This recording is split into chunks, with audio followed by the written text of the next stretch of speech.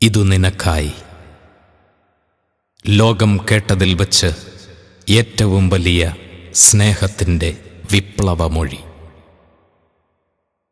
ചങ്കിലെ ചോര കൊണ്ടാണ് ഈശോ സ്നേഹത്തെ നിർവചിക്കുന്നത്. നനവിറ്റു വീഴുമീ സ്നേഹപ്രവാഹത്തിൻ നനവേറ്റു ഋതുവായ പാഴ്നിലങ്ങൾ. എസക്കിയേൽ പ്രവാചകന്റെ പുസ്തകം 47-ാം അധ്യായം 1 മുതൽ 14 വരെയുള്ള തിരുവചനങ്ങളിൽ ബലിപീഠത്തിനടിയിൽ നിന്നൊഴുകുന്ന നീർച്ചാലിൽ മുങ്ങി നിവരുന്ന പ്രവാചകൻ പിന്നീട് കാണുന്നത് തരിശുനിലങ്ങൾ ഹരിതാഭമായി ഫലമൂലാദികൾ കൊണ്ട് വസന്തം ചൂടി നിൽക്കുന്നതാണ്. വിശുദ്ധ അൾത്താരയിൽ നിന്നൊഴുകുന്ന ജീവന്റെ സ്നേഹപ്രവാഹത്തിൽ മുങ്ങി നിവരുമ്പോഴാണ് ജീവിതത്തിൻ്റെ സകല തലങ്ങളിലും, പ്രത്യേകിച്ച് പാഴ്നിലങ്ങളിൽ ഫലപുഷ്ടി ഉണ്ടാകുന്നത്. ഇതെൻ്റെ ശരീരം, ഇതെൻ്റെ രക്തം, ഇതു നിനക്കായി. വെറും പാഴ്വാക്കല്ലിത്. ആഴിയോളം ആഴവും അഗ്നിയോളം ശുദ്ധിയും ആത്മാവിൽ നിന്നടരുന്നതുമാണ്. എൻ്റെ വാക്കുകൾ ആത്മാവും ജീവനുമാണ്. മാംസവും രക്തവും നിനക്കായി പകരുമ്പോഴും ഒന്നും തിരികെ വേണ്ട, തിരിച്ചറിവുകൾ മാത്രം. ഇതു നിനക്കായി, ഇനിയും നിനക്കായി.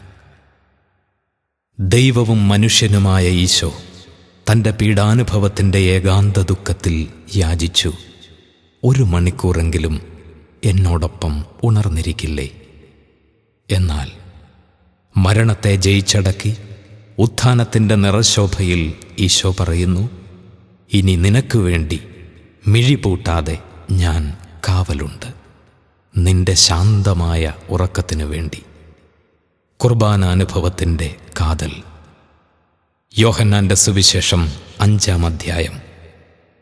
ബത്സേദാ കുളക്കരയിലെ രോഗിയുടെ വിലാപം.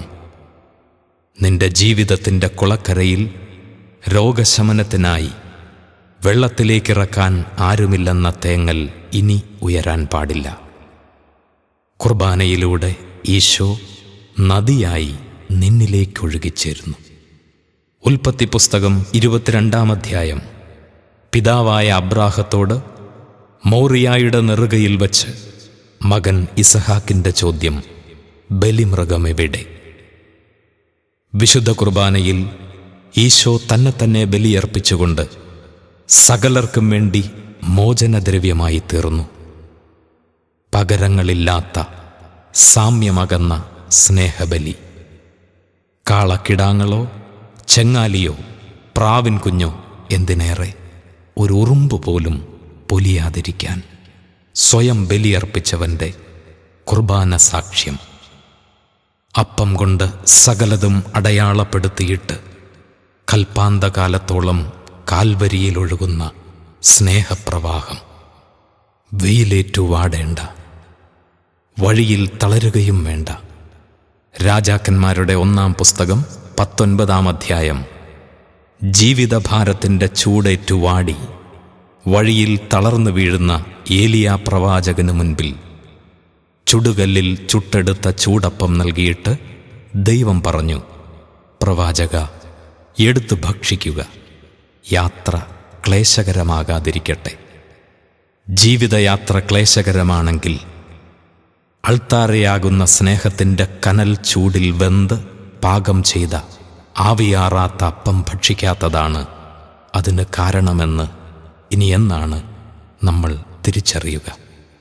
ആത്മശോധന ചെയ്യാം.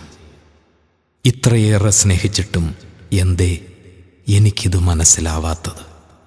യെശയ്യായുടെ പുസ്തകം 5-ാം അധ്യായം.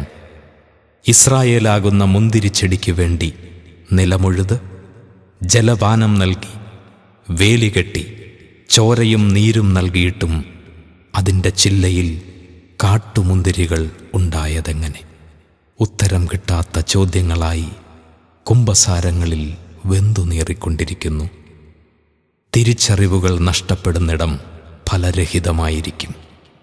ഇനിയും നിനക്ക് വേണ്ടി ഞാൻ എന്താണ് ചെയ്യേണ്ടത്? ശതാധിപന്റെ കുന്തമുനകളിൽ അവസാന തുള്ളിയും ഞാൻ ഒഴുക്കി. ഇരു കൈകളും വിരിച്ച് കുരിശിൻ്റെ വിരിമാറിൽ ഞാൻ തൂങ്ങി നിൽക്കുമ്പോൾ നിനക്കും നോക്കണോ? ഈ നെഞ്ചിനുള്ളിൽ ഇനി എന്തെങ്കിലും ബാക്കിയുണ്ടോ എന്ന്? ഉണ്ടെങ്കിൽ അത് നിനക്കാണ്, ഇല്ലെങ്കിൽ അതും നിനക്ക് വേണ്ടി തന്നെ. ഒന്നും പിടിച്ചു വയ്ക്കാതെ വ്യവസ്ഥകളില്ലാതെ നൽകുന്ന വിശുദ്ധ കുർബാനയിലെ ശൂന്യവൽക്കരണം.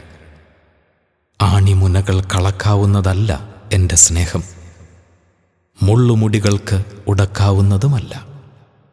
നിനക്ക് വേണ്ടി അർപ്പിക്കപ്പെട്ട സ്നേഹത്തിൻ്റെ തിരയൊടുക്കാൻ ആർക്കും ഒന്നിനും ആവില്ല.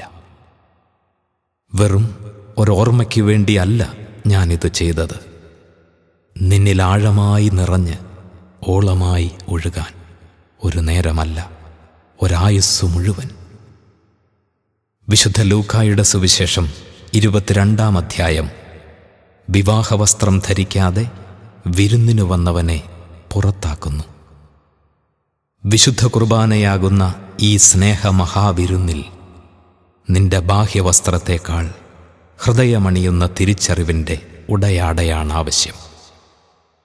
അറിയാം, നീ എന്നോടൊപ്പം ഈ വിരുന്നിനിരിക്കുമ്പോഴും ഒറ്റുകൊടുക്കാനും തള്ളിപ്പറയുവാനുമുള്ള നിന്റെ മനസ്സിൻ്റെ അപഭ്രംശങ്ങൾ.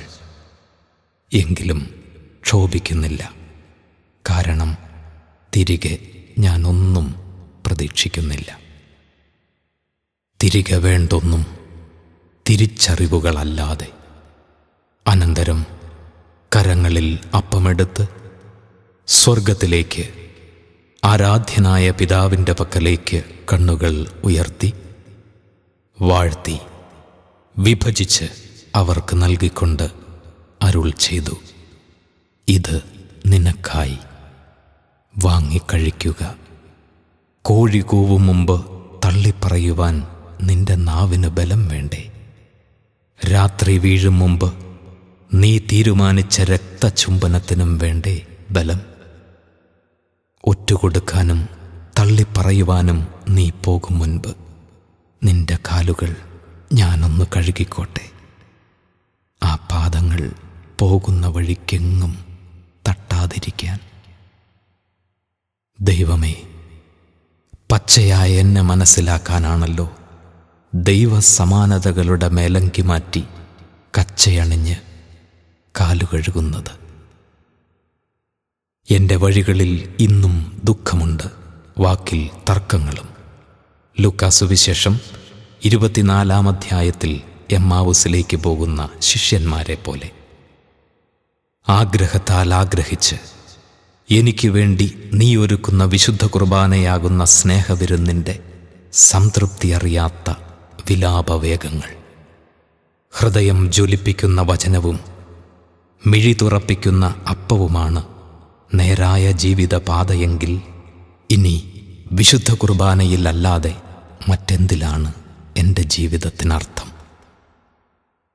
ഒരു ചെറുകാറ്റിൽ പറക്കുവാൻ പോന്നൊരീ ഗോതമ്പപ്പത്തുണ്ടിൽ പല കൊടുങ്കാറ്റൊടുക്കിയോനുണ്ടെന്ന നേരിൽ നനയുക.